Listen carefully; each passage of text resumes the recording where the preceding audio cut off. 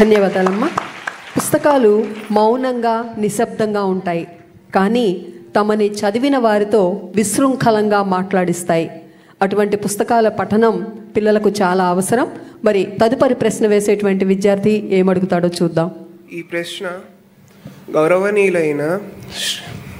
గౌరవనీయులైన విద్యాశాఖ మంత్రి శ్రీ నారా లోకేష్ గారికి. సార్, మీరు స్కూల్లో చదువుకునేటప్పుడు మీకు నచ్చిన టీచర్ ఎవరు?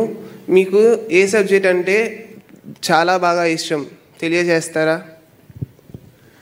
ఇప్పుడు ఉపాధ్యాయుల మధ్యన గొడవలు సృష్టించేటట్టున్నా స్వామి.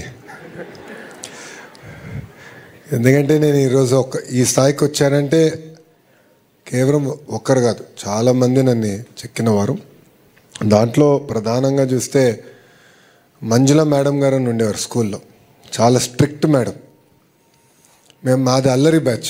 నా ప్రసంగాలు చూస్తుంటే మీకు తెలిసేది ఇప్పటికీ. మా అంతా ఒక అల్లరి బ్యాచ్. భారతీయ విద్యాభవన్లో చదివిన వాడిని. సో అందరికి ఒక ఎగ్జాంపుల్ చేయాలని నన్నే ఎక్కువ కొట్టేవారు. అది మా మంజుల మేడం గారు. సో ఇంట్లో మా అమ్మ ఎట్లనో స్కూల్లో మా మేడం గారు అలా వాయించేవారు. రెండోది స్కూల్కి వచ్చేగల రమాదేవి మేడం గారు. అంటే అప్పుడు నేను వైస్ ప్రిఫెక్ట్ అయ్యా స్కూల్కి. అప్పుడు స్కూల్ని ఎట్లా లీడ్ చేయాలి, ఎలా ముందరికి వెళ్ళాలి, కొత్త ప్రోగ్రామ్స్ ఎలా రూపొందించాలి అని దానిపైన ఆ ఆలోచన నాలో తీసుకొచ్చినవారు. ఇంటర్మీడియట్కి వచ్చేగల కొన్ని సబ్జెక్ట్స్లో నేను వీక్గా ఉండేవాడిని. బ్రిడ్జ్ కోర్స్ పెట్టారు నారాయణ గారు, ఇప్పుడు మంత్రిగా ఉన్నారు నారాయణ గారు. ఆయనే నాకు పాఠాలు చెప్పారు స్వయంగా. అప్పుడు క్యాల్కులస్ అది. సో ఆయన బ్రిడ్జ్ కోర్స్ వల్ల నేను కార్నింగ్ మెల్లన్, తర్వాత వెళ్ళి 2 సంవత్సరాలు వరల్డ్ బ్యాంక్లో పనిచేసి మళ్ళీ స్టాన్ఫర్డ్కి వెళ్ళేదానికి కూడా అవకాశం వచ్చింది. కార్నింగ్ మెల్లన్లో నా గురువు గారు రాజిరెడ్డి గారు. రాజిరెడ్డి గారు కూడా ఏంటంటే చిత్తూరు జిల్లాలో ఒక మారుమూల గ్రామంలో జన్మించిన వారు.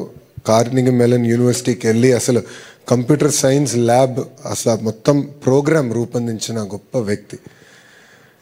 మా తరంలో బహుశా నేను ఫస్ట్ పర్సన్ యూఎస్కి వెళ్ళింది చదువుకునేదానికి. సో నాకు పెద్ద గైడెన్స్ లేదు.